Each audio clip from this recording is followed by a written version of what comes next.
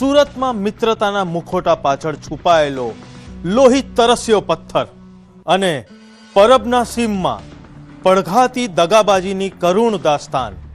ખુલાસો એવો કે ખૂની કોઈ અજાણ્યો નહીં, નીકળ્યો પરિચિત.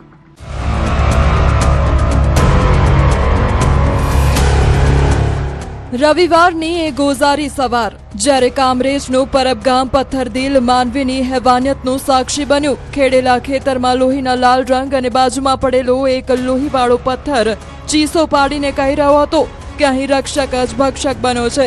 પરપ્રાંતીય યુવક સુરેશ ઉર્ફે દીપુની લાશ એવી હાલતમાં મળી કે જોનારની આત્મા ધ્રુજી ઉઠે. માથાના ભાગે નિર્મમ પ્રહાર અને ચારે બાજુ ફેલાયેલ મોતનો સન્નાટો. પરબગામમાં લોહીની હોળી, પથ્થર બન્યો મોતનું હથિયાર. હત્યા તો થઈ ગઈ હતી, પણ હત્યારો કોણ? સુરત જિલ્લા એલસીબી માટે આ એક વણુકેલો કોયડો હતો. ગંભીરતા એટલી કે પોલીસની ટીમોએ રાત દિવસે કર્યા. ઘટના સ્થળેથી મળેલી એક ચપ્પલ અને કપડાના ટુકડાએ પોલીસને રસ્તે દોડતી કરી, જ્યાં ગુનેગાર પોતાનો ગુનો છુપાવીને બેઠો હતો. શરૂઆતમાં જે અજાણ્યો શખ્સ લાગતો હતો તેની ઓળખ છતી થઈ સુરેશ મિશ્રા તરીકે. તાત્કાલિક આજુબાજુને તપાસ કરતા મરણ જનાર સુરેશ ઉર્ફે દીપુ હરિશંકર મિશ્રા, જે ત્યાં ઓમ ઇન્ડસ્ટ્રીમાં જ નોકરી કરતા હતા એક ખાતામાં, અને મૂળ વતની રાયબરેલી જિલ્લાના યુપીના છે. તેઓને કોઈએ અજાણ્યા ઈસમે માથામાં પથ્થર મારી મૃત્યુ નિપજાવેલ, જે ખૂનનો ગુનો અનડિટેક હોય. જ્યારે બાતમીદારોએ મોઢું ખોલ્યું ત્યારે પોલીસ પણ ચોંકી ઉઠી. જેની સાથે સુરેશ ઉઠતો બેસતો હતો, જેની સાથે સુખ દુઃખ વહેંચતો હતો, એ જ અશોક કેવટ નીકળ્યો સાપનો ભારો. મિત્રતાના નામે કલંક એવો અશોક ગુનો કરીને ભાગવાની ફિરાકમાં હતો. ડાયમંડ નગરથી પીપોદરા સુધીના ફિલ્મી પીછા બાદ આખરે કાતિલ પોલીસના સકંજામાં આવી જ ગયો. દોસ્તીમાં દગો, જેની સાથે જમ્યો તેણે જ જીવ લીધો. શા માટે થઈ આ હત્યા? શું કોઈ જૂની અદાવત હતી?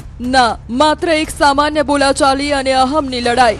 આરોપીએ કબૂલ્યું કે આવેશમાં આવીને તેણે બાજુમાં પડેલો પથ્થર સુરેશના માથામાં એક નહીં, બે નહીં, પણ ત્રણ વાર ઝીકી દીધો.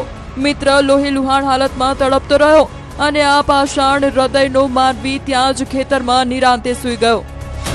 માલુમ પડેલ કે આ બંને મરણ જનાર અને આરોપી બંને એ દિવસે રાત્રે આ જગ્યાએ, જે જગ્યાએ લાશ મળી આવેલ હતી, એ જગ્યાએ બેઠા હતા અને બંને વચ્ચે કોઈ બાબતે માથાકૂટ થતા, બંને મિત્રો હતા અને કોઈ બાબતે માથાકૂટ થતા પેલા શિવબરને આને માટીનું ઢેફું મારતા અને ગુસ્સો આવી ગયેલો અને બાજુમાં પથ્થરો પડ્યો તો એને 2-3 વાર મારી અને મરણ તોલ માર મારેલો હોય, જેથી ત્યાં ઢળી પડેલો અને ખૂન નીકળેલું, જેથી આ ત્યાંથી નીકળી ગયેલો. એ દિવસે રાત્રે કોઈ ખેતરોમાં સૂઈ ગયેલો અને ત્યારબાદ એ ડાયમંડ નગર થઈને પીપોદરા જતો રહેલો. ત્યાંથી પોલીસે એને પકડી પાડેલ છે.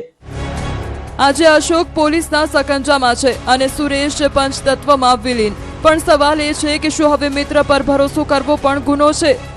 બારડોલીથી કેતન પટેલ, ન્યૂઝ 18 ગુજરાતી. એક